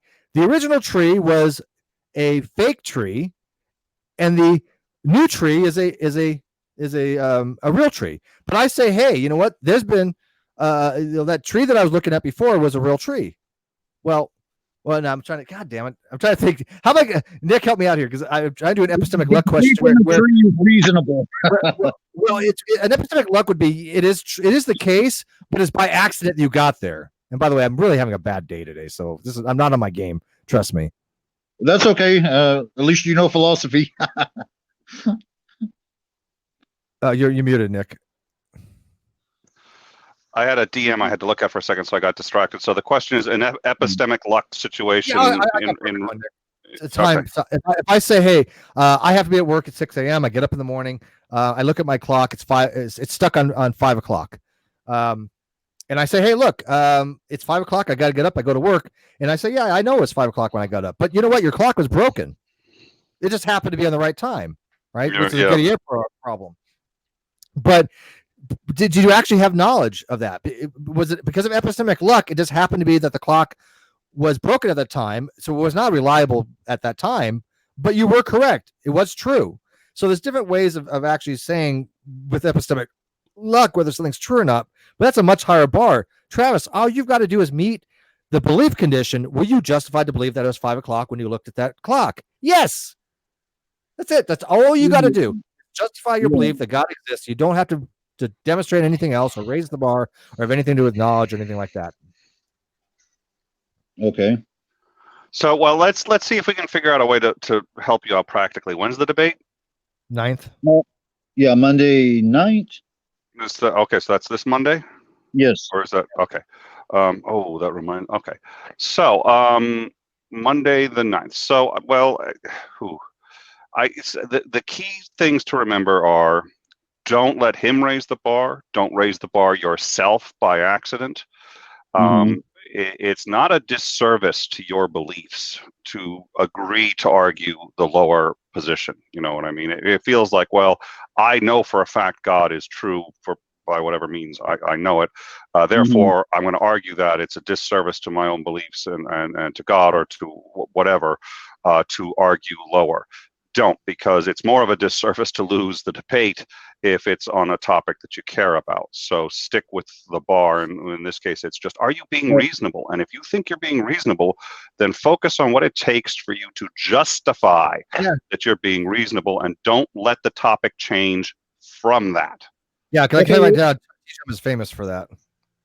Yeah, well, everybody. I mean, the topic's going to wander, and it's going to wander when he hits you on a subject that you really want to talk about. And if he says to you, well, you know, prove to me why God is the best answer, you're going to want to answer that. That's not the conversation tonight. My conversation is just to show that I'm reasonable in my belief, and and you can and that's a longer way to answer it, and you've got it. What I would just say is, well, let's just discuss whether or not it's reasonable. Let's just discuss whether or not it's reasonable. You're not denying that that's how you feel. You're not even confirming that. Let's just discuss if it's reasonable. And whenever we get off the topic, memorize that phrase. Let's just discuss. If you feel like people are going to start to sit there and say that that's all you're saying every time it goes off, doesn't matter. If that's what it takes to keep you on track, let's just discuss if it's reasonable. That's what we want to discuss here. And then you posit the actual reasons, like yes, we have something that exists. Science can't explain a lot about existence. To explain something, we have to maybe appeal to something greater than just science. I believe that we can appeal to something that would be of a God nature. I'm hypothetically here. I can appeal to something of a God nature. What's constitutive of that God, I'm not going to get into. But I think it's reasonable that as an explanation for why things exist, there is some agent out there that made all this happen. As we've seen agents make things happen. So there's an analogy between causal relationships between agent and events that we've seen before. To apply that to a metaphysical level, I don't think is unreasonable. Now, people can attack that, don't get me wrong, but I don't think that's a bad argument. Okay, yeah. Okay, yeah. And I would frame it that way, yeah. Yeah, and he absolutely can attack it, and he can say, well, you can't say that that's true for the following reasons. I'm not saying it's true. I'm saying I can justify that belief. I can Right. justify. There's enough evidence there that I'm not in the loony bin for making the claim, which is Correct. really the low bar. The low bar is what I'm saying wouldn't get me thrown into a mental hospital. I can justify it. It's somehow connected to reality in a way that a sane person can say, yeah, I see how you connected the dots. I don't have to agree, but I can see it. They say For that matter, I would stuff, but people believe simulation theory, which, by the way, is not loony, but whatever. For that matter, I would just say that looking at the nature of everything that is, the way science works, the way that it does, the fact that there is a universe here, I think it's reasonable to conclude an agency behind it. All right, and then let me think of what a good counter. Now you see, I like the way you framed that. So now, if I was going to attack that, I would probably, let's see. Well, there's a couple of ways to do it. I don't want to go after a couple of the more aggressive ones, because even if you get hit with them, I don't know that it's a good idea to delve into them now. You want to read the super chat real quick then? Oh yeah, do it. Thank you. Yeah, you can do it. Oh, me do it. $5 from. Oh Jesus, this is why, because he knows I'm dyslexic and he can't pronounce this, let alone me. Sigid Fredo Sarabia. It's a non sequitur to say that there is a bar raised in saying God is the best explanation, and that and not in a equal bar in there are better natural explanations. Let me parse this out, because Sarabia sometimes is difficult to parse. Yeah. I would probably put it this way. Travis, all you've got to do is say that it's a reasonable explanation. It doesn't have to be the best. It doesn't have to be the only. It doesn't have to be the only plausible one. You can say there might be other explanations out there, whether they're unknown things or not. There could be scientific reasons, unknown, that explains things. You choosing to take the belief that God is the explanation for it. To you, you think it is a personal better explanation, but you're not having to justify that. That's not the argument, right? If you're not, they're not asking you to justify your personal beliefs. They're asking you to justify, is it a rational belief? Completely different question. Well, then that's a lot easier than I had thought. I'm telling you, so very low bar here. Oh my goodness. Okay. I'm telling you, don't raise the bar unnecessarily. Right. So I'm not showing that it's more probable that God exists than that I'm just saying that I'm a rational, reasonable person in holding to my beliefs. Yes. It's the padded cell. That's literally what I meant by the padded cell. You basically have to demonstrate that nobody could make the argument that based on your beliefs, you should go into a padded cell. You're incapable of thinking rationally or reasonably. That's the bar. You have a rational faculties. We have a reliable sense perception. You have faculties that you can reason. You've come to a conclusion based upon a reasonable level of induction, argumentation, and also I would turn it back on TJump and have him try to justify why it's not rational. Yeah. So why would I be, irrational in holding to such a belief? Yeah. It depends. Well, it depends entirely on how you frame it and how you argue it. Again, context matters. If you sit here and say, first of all, a couple ones that I would find vulnerable is if you say, the reason I believe in God is because a monkey came up to me last night and said, here's a banana, and by the way, God's real. And, just thought you should know that little nugget, and I'll see you next week. And bails, I think you'd have a hard time defending your beliefs. Let's say that actually happened, though. Let's go one step further. What happens if that actually happened? And that was true. Well, yeah, I'd love to go one step further, but I don't know that that's going to help him prepare. We're moving on past the crux here, but I'm kind of curious if you had something like that happen. That was true. Well, listen. Where do you think I got the example from? I didn't. I'm not creative enough to just come up with that. Damn them monkeys, man. Yeah. So would that be a fallacy? It would be a fallacy to assume that just because you've got a bad argument, it's not true. But again, we're not arguing about whether or not it's true. We're really arguing: do you have a good argument for it? Right. That's the argument. Do you have a decent argument for why you believe in a reasonable argument? Thank you for why you believe in. That's the argument. You don't have to show it's true. You've got such a low bar; it's ridiculous. Oh, dude. Goodness! Yeah. This is way easier than I thought. Well, that's what I was trying to tell you before, but I wanted to get you to hang out to kind of go over this stuff with you. I've been talking to him for like a week on this or two. I don't know. Yeah, that's the bar is it a reasonable, do you have a reasonable belief? It doesn't have to be true. You don't have to be able to prove your belief. Yeah, he has to show why it's unreasonable. I think that's a much higher burden. Right. Yeah, and I do think there are ways to do it, but I don't think it's easy. And oh, it's not. Well, yeah, it's not like it's unassailable. It's just I don't think he's gonna. I don't think TJump has the skills to do it. But whatever. It's gonna be a challenge. Well, on multiple occasions in his other debates, he's stated, "I'm not saying that there's not that God does not exist. It would be unreasonable to state that." Okay, but that's again now you're getting back into affirming the consequent. So it would be unreasonable to say that God does not exist. He's not saying it's unreasonable to make the claim that it's unreasonable to believe in God. Well, hang on, Nick. If TJump says it is not unreasonable that God could exist, is that what you said? Because I'm going by your. No, I'm going off a conversation he had with Trent Daughtry. Yeah, but I want to make sure. No, I think what he said was. Tom Jump is not saying that he's not saying I'm not saying God does not exist. That wouldn't be. It wouldn't be reasonable to say that God does not exist. Okay, so it's not unreasonable to say that God. No, it would be unreasonable to make the claim that I know God does not exist. Okay, that's fine. But would TJump hold if somebody says I know God exists? Actually, I know God does not exist. Would TJump say that is a rational position or not?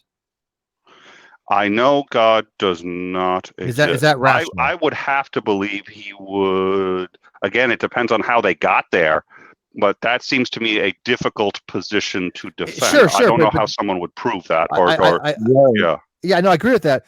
But I'm trying to understand TJump's epistemology here. Does he think that's a rational position to have? I would love to hear his answer on that. I don't find it one. I've never found it one. But my God, Travis, I was going to tell you this, and I completely forgot it. What's that? I was talking to you the other day about, and I don't know if I want to blow your load right now because I'm just going to give TJ debate prep, but that's fine, whatever. Okay, here's how also what I would attack. And by the way, TJump, I would like to hear his argument on this so he can listen. If you hold the position that atheism is reasonable, if you hold the position that it's okay to believe that God does not exist, therefore there must actually be the antithesis of that, the negation of that, which makes the negation something that it plausibly at least can be reasonable. Now let me suss that out for you. If somebody there's two possibilities: God exists or God does not exist. If one's going to argue that it's reasonable for somebody to say that the belief in God does not exist, you have to have that contradictory, and that's what they are. Atheism and theism are called contradictories. That you have to have that contradictory. That's just logic. For example, I would need to say that he is being unreasonable.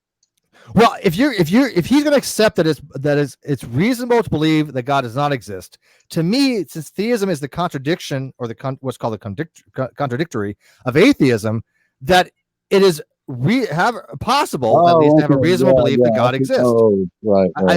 They can't live without each other. They're contradictory. If one is true, the other's false. They both can't be true, and they both can't be false. That's what contradictories are. Yeah.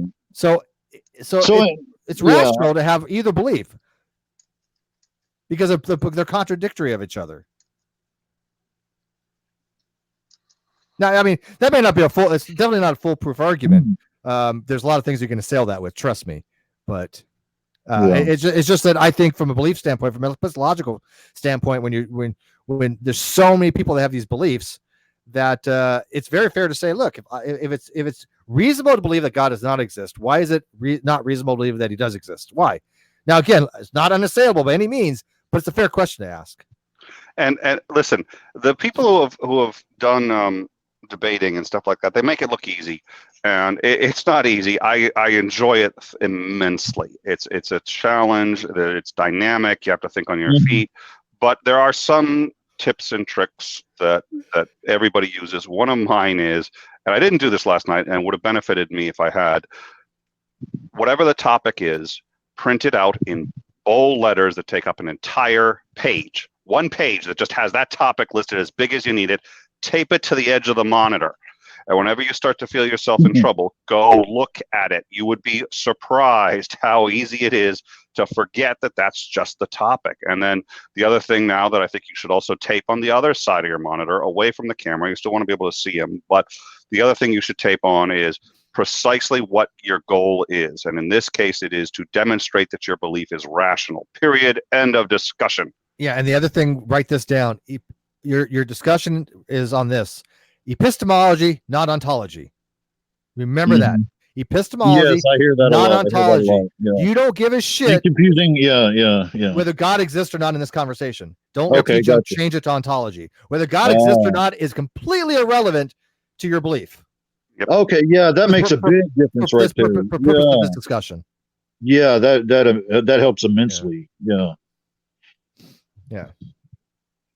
Yeah, it does. I mean, it lowers your bar quite a bit, because I have noticed TJump, he did this with Aspiring Philosophy. He tried to change the topic from epistemology to ontology. Oh, yeah. Oh, no, just the other way around. He went from ontology to epistemology. Yeah, he got. Yeah.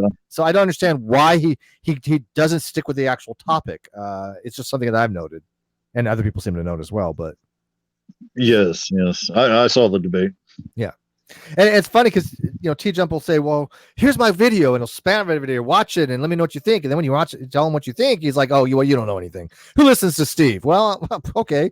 I know a lot of philosophers that have great conversations with me off air, that we talk about things, in Hangouts where it's just me and a couple other people, philosophers, having great dialogue, and they'll listen.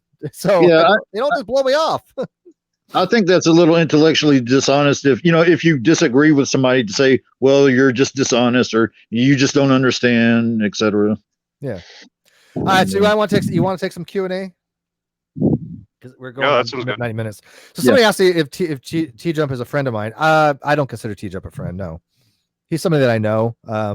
But Nick is a friend, right? Yeah, I consider him a friend. We're not great friends. We've chatted on the phone once or twice, usually for specific things. I mean, we don't call and talk to each other, say how you doing. We've got a decent familiarity with each other, and I consider him a friend. But yeah, that's fine. And Nick, have I ever said who you can or cannot be friends with? Oh, well, listen. If you were going to, it wouldn't be with TJump. It would be with and I'm not really friends with some people that I think are. I heard your best friend is Essence of Thought. Is that true? How did you know? But frankly, that might be a deal breaker. That might have. No, honestly, I don't think it would be a deal breaker with you, Stephen. You can joke about it. It wouldn't, because I think I don't do tribalism. You don't, and you sort of mock you though. You may not. I haven't seen you actually mock people. You might do it behind my back, but to me personally, I don't think you'd give me a hard time about it. But EOT is a special case. I might take special dispensation to mock you for that. Your rule of thumb tends to be that one of two things is going to happen. If somebody is friends with somebody you truly despise, one of two things is going to happen. They're either going to show their true colors and just become friends with them and be someone you don't want to associate with. In that case, that happens. Or they're going to figure out what you figured out about this person, and they're going to bail, and you give them the time to do it for themselves. That is me in a nutshell. You don't. I could be friends with just about anyone, I think, no matter how much you disagree with them, and it wouldn't be a problem. I've never seen you criticize anyone. You have nailed it to a specificity of nth proportions. That is exactly what I do, matter of fact. I'm fully aware of that I do that. And thank you for pointing that out, because you just gave away one of my trade secrets. But yeah, that is exactly what I do. I let people decide for themselves, and it's one of two things. They're either going to go with the people that I think are, insanely wrong, and they show their true colors because it has happened, or they come back to me. Of course, my favorite, when they come back to me and say, God damn it, Steve, you're right. I have been harder on my friends for some of their associations than I've ever seen you be with other people. So yeah, I get a lot of shit, even though I'm very fair, whatever. Okay. So somebody asked, is agnostic here? Let me just put these on the screen so you guys can read them. Is agnosticism a true lack of belief? I don't know what the hell that means. I would say, isn't agnosticism truth cannot be known? No, that's the epistemological proposition of agnosticism. But when we're talking about agnosticism, we're talking about normative uses of agnosticism is a position that you don't believe God exists and you don't believe God does not exist. That's normative. It's a belief you can't. position. I think this is. I think that's Well, confusing apples and oranges. Agnosticism is not a lack of belief; it's a lack of a position on the belief. It's I don't. Well, think it's still a lack of belief. I mean, all agnostics fall under non-theists. So. You don't have the belief. That's true. But It's a second order belief. It's called. Yeah, in terms of the actual of the first order, it's not. Yes. Yeah, it doesn't not, fall under that. You can't measure it. You're asking how tall is this person in pounds? Yeah, the agnosticism is not a first order belief. Agnosticism is a second order belief. So we're talking about what's called the psychological state of agnosticism, not the epistemological proposition of agnosticism. Completely different things. People conflate them all the time because you have all these different YouTube channels putting out this narrative that they're talking about the epistemological proposition that's not normative. I watched a video the other day. 6 million subs this channel has.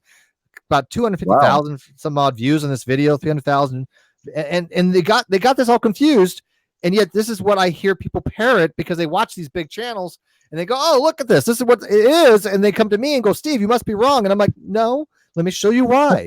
But the people that make these videos don't, I think, do proper research, in my opinion. But whatever. What some more questions here? So we got questions for Travis here, guys, or Nick. Speak now. I don't like I said. I mean, the couple of standards I try to live by. Take the most basic stuff that you can't allow yourself to forget and put them on the screen because you will forget in the heat of the moment. Doesn't matter how often you've done this. And then it just kind of reminds me. Of course, the Apollo 13 is the a bit of an extenuating circumstances, but I love in the movie. They go up and everybody's tired as hell. Everything's gone wrong, and they're getting ready to try to get this thing on the ground. And they go up and they see a no written across the ejection thing to eject the lunar lander from the rest of the ship. It's like, why do you have this taped to the thing?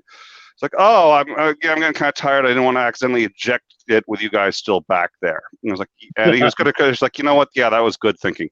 It doesn't hurt to under pressure when you're tired, when whatever, you know what? Tape up a couple of things near where you can see them and just remind yourself to go look at them when you start to feel yourself wander. Agreed. Right. Yeah, and what helps so immensely is to know how low my standard, my bar is. My goodness. Well, this is what I was trying to explain to you on Facebook. That's why I said, let's hold off on Saturday because I don't think you realize how easy you actually have it here. Don't get too excited by it because you still have to manage things and you still have to stay on top of it. But it's reasonable. I think it's within shooting distance, but only if you stay focused. And it's really, somebody had asked me real quick. Technically, I have not killed any Kerbals because I time warp back in time to where they're still alive. So that makes sense. Yeah, Kerbal. So really, in actuality, in normal space time, there's been no Kerbal deaths. So I haven't killed any. Because I can reverse time. Oh, damn it. You know what? Gary says he's going to be on the LA on the 25th. Guess what? I'm going to be in the LA too, but on the 11th. And Ruhev's going to be in LA to the 8th. So he's going to be in LA on the 8th. I'm going to be there on the 11th, and you're going to be on the 25th. We can't get our schedule straight. Yeah, I'm going to be down there the 11th to the 14th, I guess. Yeah, I'm going to be. I got a hot date with Sweet Heathen. I'm going to just throw that out there as a humble brag. Nice. Stay out of trouble. Hell no. We're going to go. We're going to Griffith Observatory. That's where we're going to try to go. Humble brag. Yeah, I think the only time I really feared for my life was when it turned out that I had met Sweet Heathen before Steve. Yeah, I was just like, okay, I don't know that I should be in the same room with Steve now. At least not if there's like cutlery in the. So are you a little envious? Wow. Are you a little envious at all? Oh yes. Okay, absolutely. I like that. I hope. I mean, I have no doubt, but you've met her in real life. I'm assuming she's just as sweet in real life as she is. She's spectacular. I think one thing was she was a little nervous, and so she would. But once we just got used to it and sat down, I think marvelous time is exactly what you'd expect. Only probably even smarter and nicer. So I look forward to having so much actual conversation with her, in real life, because I enjoy talking to her a lot, to say the least. Won't disappoint. It was marvelous. And I keep saying we'll do it again, and I keep meaning to, but you know what? Real life and yada yada yada. I don't want to give her the impression that I'm like, oh man, I hated that. I don't want to do it again. I'll get up to Boston eventually. It's not a good time for me to go to Boston. A lot of stuff going on. Yeah. Stuff comes up. Stuff comes up. Life. Well, I decided to launch a new channel too, and so ever since then, it's sort of like, what? A life? Who's what? Meet with somebody outside of my office? No, that's not going to happen anytime in the next 2.5 years. Any other questions? Live chat. If you guys want to go watch the Modern Day Debate channel, I really love. You go watch on there. TJump's debate that he had with Red's Rhetoric, and then he had another one with who was it just recently? That it was just bad. Who was it that the one that I actually intervened on? They asked me to come in. Who was that? Who was the other? Oh, well, I don't know if they asked you to intervene. I think you decided you were. No, they asked me. I think he did. I think he said, "Oh, yes, he did." He said, "Oh, you're in the live chat. Do you want to come in?" And you said, yes, that's right. Yeah, which to tell you the truth, that one I did disapprove of to some extent, just because I'm sitting there going, you know what? He asked Tom if it was all right. He asked Tom live if it was all right, and if you'd asked me, I'd have said, "Oh yes, of course." Because I would be like, no. Tom can't say no in that position. Well, yeah, I know you would. But here's the thing. That wasn't that was not a serious debate topic, and they both even said, But he was getting so much wrong. It was just ridiculous. Yeah. And by the way, he looks so bad on that. That's one of the few where I don't think James should have made the offer, and I don't think James because Tom was there to debate somebody else, and he was not there to debate you on that. I think it's fair, but I understand why you did. By the way, it was the only thing that made that actual video worth watching, in my opinion, because it was so boring. Yeah. Well, I think it was good for clarification on a couple of things. Yeah. Sarah B at $2. How can Travis argue a weak theist rational? Weak atheist rational. Well, that's just the position that you don't believe in God. I'm a weak atheist in that regard, if you want to use that kind of terminology. Although I don't use that terminology because I think it's very, very imprecise, and I think it leads to some huge epistemic problems. Because I'm a weak theist too. So what's the point of saying I'm a weak atheist? I'm a weak theist. That doesn't tell anybody anything. It's confusing. So he's asking you, why are you just why would you say that not believing in God is rational? Why would I say that? He's asking me what now? Even though that you believe in God, he's asking you, do you think not believing in God is rational? It's hard to say because I grew up my whole life not believing in God. But do you believe in God now? Yes. Yeah. So you were rational back then, not believing in God, right? So you think that's a rational position, right? Yes, I think it's reasonable to say I'm not convinced of the evidence. I don't think it's reasonable to say there is no God, period. Okay. Yeah. So you don't think it's rational to say that gods don't exist? I think it's a burden of proof that can't be met. Oh, I think it'd be met. I've known people that met it. not with the problem of evil. I have an issue with problem of evil. Don't get me wrong. I think the problem of evil is a very good argument. The evidential problem of evil, logical problem of evil is not really a big concern of mine. But I think the evidential problem of evil is one of the really best arguments out there. But I've seen people make the burden of proof for their belief that God does not exist. I know people that have done it. I've seen it. It's not that impossible to do. It's not even that hard to do. I can do it, and I'm not even holding that position. I want to just there was a comment in the live chat. Sorry, I hope I don't. I may have just interrupted there. Sorry, I just saw a comment in the live chat I wanted to address. There's a comment because Tom is in the live chat. He made a comment that I think is worth addressing, which is just that I very much enjoy doing modern day debates. I've done a number of them. I plan on coming back for basically as long as James will have me. So I really do appreciate it.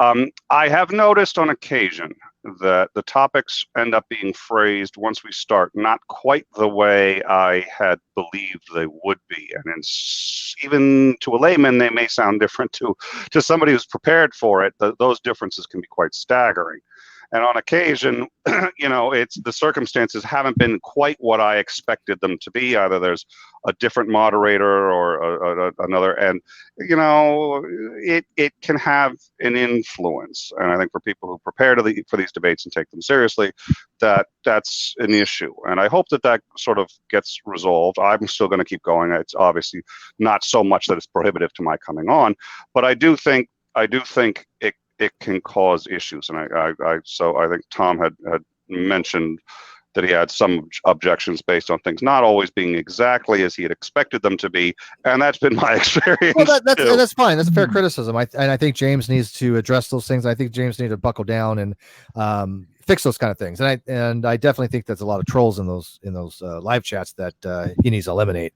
But Logo says, at Steve, how would you respond to TJump's claim that he's a weak atheist and not a strong atheist? What does it respond to? He doesn't believe there's a God. Okay, so now I don't know if I'm convinced of that. I don't know if I'm convinced that he's not a strong atheist. I think that if you push come to shove, TJump would probably somewhere along the lines hold the position there is no God. Now I could be wrong on that. I have no way to validate that, but I think he probably tends more to strong atheism than he does weak atheism. Although I'm not a big fan of those terminologies, but whatever. Right. But I think a lot of people are pressed when they're pressed on it. Probably in the atheist community are going to be they're going to be more along the lines of God's not existing rather than the agnostic position. But it's hard to tell. This is what's confusing in the atheist community, because these things mean so many different things that when you ask somebody, well, you're a strong atheist, weak atheist. I take Nick's approach. Let's go by concepts. Forget the terminology, forget the labeling. All that is leads to confusion. What is your position? Well, my position is I don't have a position either way. Okay, I'm going to call that agnostic. You can call it atheist or anything you want, but at least I know where you stand. But then if somebody says, well, I believe there are no gods, therefore I don't believe there's gods. Okay, I get that too, right? Both people don't believe in gods, but at least I know why they don't believe in God. The first person doesn't believe in God because they have no position either way. The second person doesn't believe in God because they believe there are no gods. I want to know the concepts. I want to know the positions. That is why I don't give a shit about the terminology, whether you're weak or strong atheist. Does it make sense, Travis? Because I know Travis, what I think he stepped away. But to the live audience, if somebody says, I believe there are no gods, that is why I don't believe. Okay, now it's not that you're not using that as a justification, by the way, but they're using it as an entailment. Then I'm okay with that. Because it's true. If you believe there are no gods, you also lack a belief. But they're not saying it as a justification. They're not saying I don't believe in gods because I believe gods don't exist as a justification. They're using it as a logical thing. Right. So a strong atheist would say, I don't believe God exists because he's self-contradictory. That's fine. Right. Whatever reasons he has. Sure. Yeah. Right. God fine. Doesn't exist, and I can show evidence that he doesn't exist. Yeah, that's perfectly fine for them to do that, and that is rational for them to hold that belief, right? Yes, exactly. Yes, I would agree. Yes. Yeah. Okay. Good. We're on the same page then. Like I said, I think the evidential problem evil is a really good argument. But. Well, I don't for the Christian God. See, I think that's more of a philosophical concept more than a theological concept, because if you read Christianity and in particular, the New Testament, it says you're going to suffer. It says there's going to be problems. God himself suffered. The apostles suffered. I mean, it's almost a given. So, I never found it convincing, but, that's fine. Well, I honestly never found it convincing either for all of those reasons. But the logical problem of evil, I personally find insurmountable. So that's a different argument. It's roughly they're very similar, but I find the logical one insurmountable. Yeah, Raleigh says I'm one of James' biggest fans, but I agree with you guys on what he should address. HistoryNet is one of his mods. Yeah, by the way, I agree with you on that. I'm not sure why HistoryNet is a mod anywhere, except if you don't want to get timed out for whatever reason. But I've had my history with HistoryNet. I don't think he's a critical thinker. I don't think he really is really good at argumentation, and his go-to is whataboutism. He is the quintessential whataboutism. I've called him on that fallacy so many times, it's ridiculous. I've never heard of whataboutism. He's also known as Blanco Indian. Oops. But yeah, Blanco Indian is he's not a real good critical thinker. Yeah. What else we got? Anything else? We got to start wrapping this up. We're at 1 hour 48 minutes. So yeah, I'm gonna need to get going soon. yeah. Anyway. So Travis, I hope you learned something from all this. I love the fact that you wanted to. That was great. Yeah. And as a matter of fact, I learned what I need to focus on because I was setting the bar way too high. And, especially with having knowledge of scientific data is not the same as having philosophical data. Oh, absolutely. Two different things. Especially if you don't know it and to think quick on your feet. But with such a low bar, I mean, I think it should be quite easy to present my case and show that I don't belong in a loony bin. Hopefully, yeah, that's fine. That's all you got to do. Well, now you're affirming the consequence. Just because you got this one right doesn't mean you don't belong in a loony bin. That's true. Epic Christ says that. Steve, what's TJump's epistemology? Oh, real simple. Dodge every question. Say you're straw manning him. Say that you're not addressing. The actual, well, no, he I shouldn't say that. So let me think here. He dodges the questions, part of his epistemology. Say you're straw manning that you don't understand that, basically, you're wrong. That he loves that one too. You're wrong by fiat. That's his epistemology. Yeah. I don't understand his epistemology at all. I really just don't. His whole type of argumentation is everything that I've just said. Deny, dodge, say you're wrong, say you're straw manning, but he never don't understand. You simply don't understand. You're too stupid to understand, kind of thing. Whatever. That's how I see it.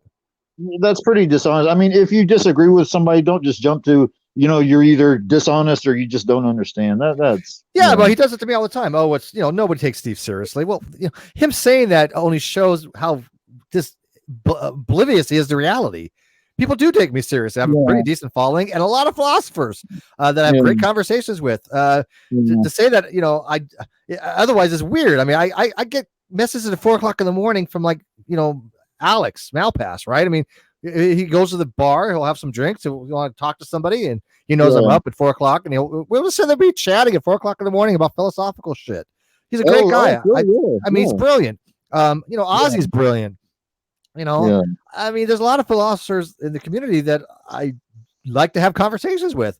I have yet to find one that says, you know what, that's Steve.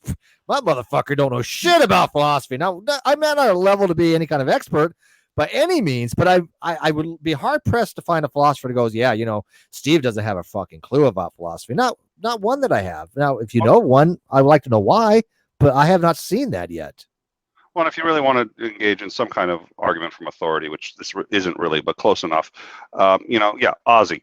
Ozzy is phenomenally highly respected. There's a reason for it. He is a PhD level philosopher, and he respects and enjoys engaging with Steve on the same side, the two of them together against other. Great conversation.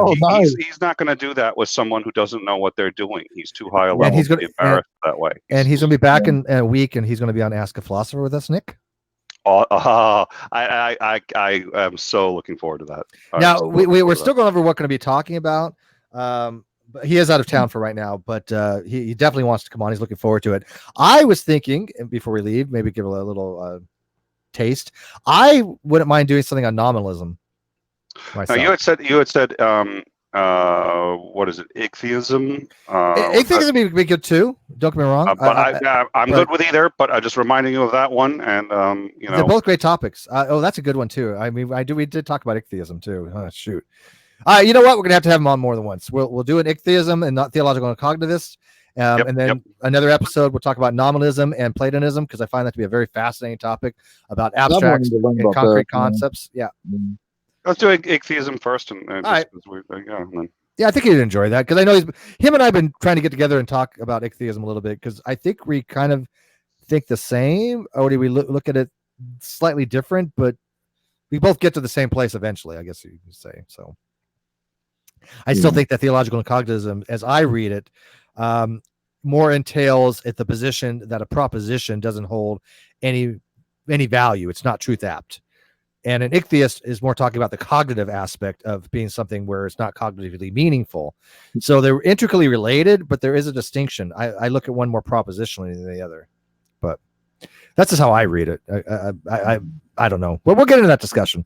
But anyways, thanks for watching this, guys. I hope you guys enjoyed this. I like these kind of conversations a lot. But so thanks, Travis, for letting us chew your ear off.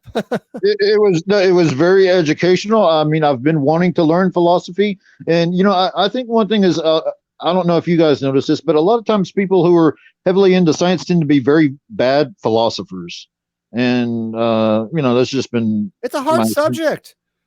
It's a different kind of thinking. There's some similarities. There's some similarities, including the level of precision required, but the precision's applied very differently. Right. We got one last question. You want to answer this one? I do not believe in Bumble something or other. I do not believe in leprechauns. Do I have a burden of proof? It depends entirely on what it is your claim is. Okay, you don't believe in them. That doesn't, Steve does not have a God belief. He has a burden of justification for why that. So I would argue you have a burden of justification for that. A burden of proof, no. I would argue that they're exactly the same thing, that there is no distinction between them. I go by the position that Ozzy and Alex Malpass have. They don't see a distinction between burden of proof and burden of justification. Ozzy agrees with you, but he says, depending on the context, he will say burden of justification. Yeah, so as absolutely. to not confuse people, which is what I'm doing. I totally agree with you, but let's clarify here. In epistemology, there's no distinction that I've seen, Malpass has seen, or Ozzy has seen between burden of proof or burden of justification. However, if you want to be clear to your audience so you don't confuse them with unnecessary jargon, then I would rather say, do I have a burden of justification? But the question is asked, do I have a burden of proof? Yes, you do.